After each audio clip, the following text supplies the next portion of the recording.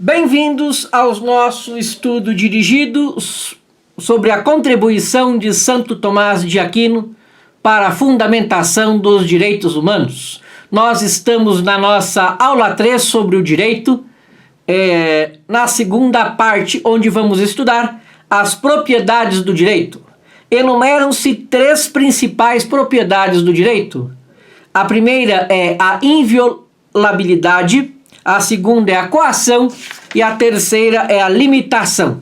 Então vamos ver cada uma delas. Primeiro, inviolabilidade é a propriedade mais característica do direito. Quaisquer que sejam os empecilhos opostos ao exercício de algum direito, qualquer que seja a violência que sofra, o direito subsiste em toda a sua força, porque representa a ordem firmada pela lei, que se é justa, é o eco da lei natural e da lei eterna. A ninguém é lícito contradizer a tal fundamento. Segundo, coação. O direito pode ser defendido e reivindicado pela força. Aliás, a razão de ser da força pública é precisamente a tutela e a promoção do direito. O bem comum requer que os direitos não sejam ilusórios ou caducos, o que aconteceria se não fosse lícito defendê-los pela força. Numa sociedade organizada, a coação física, excetuado o caso de legítima defesa, não toca aos indivíduos.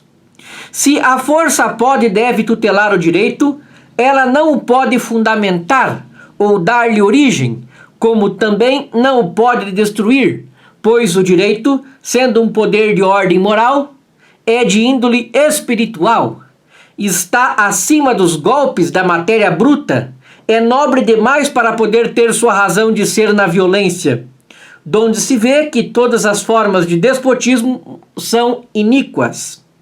O fato, porém, de que o legítimo direito pode ser defendido pela força, dá fundamento à legítima defesa do indivíduo agredido.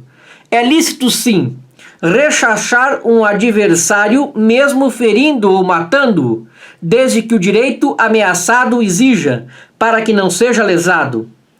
Aplicam-se então as condições de praxe para recorrer a uma causa com duplo efeito. No caso, aplicar violência que defenderá o legítimo direito, ocasionando ferimento ou morte do agressor.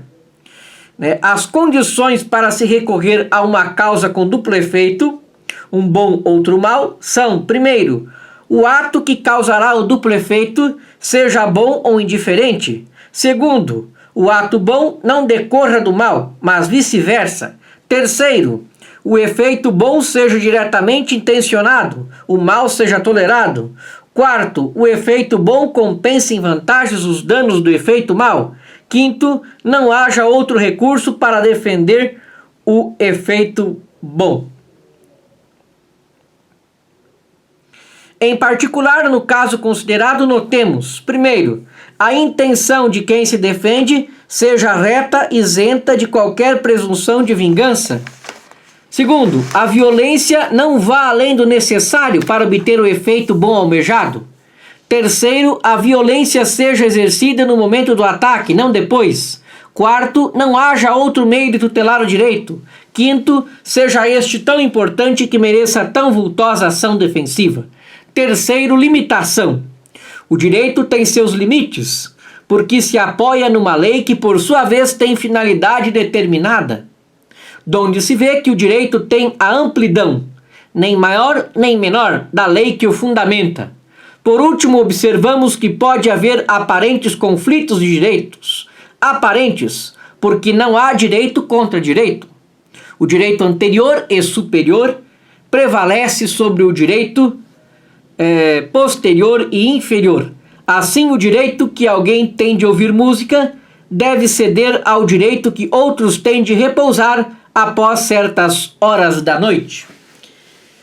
Na nossa próxima aula, então, nós vamos ver os fundamentos do direito. Continuando a aula 3, a terceira parte dela. Muito obrigado pela sua atenção e até nossa próxima aula.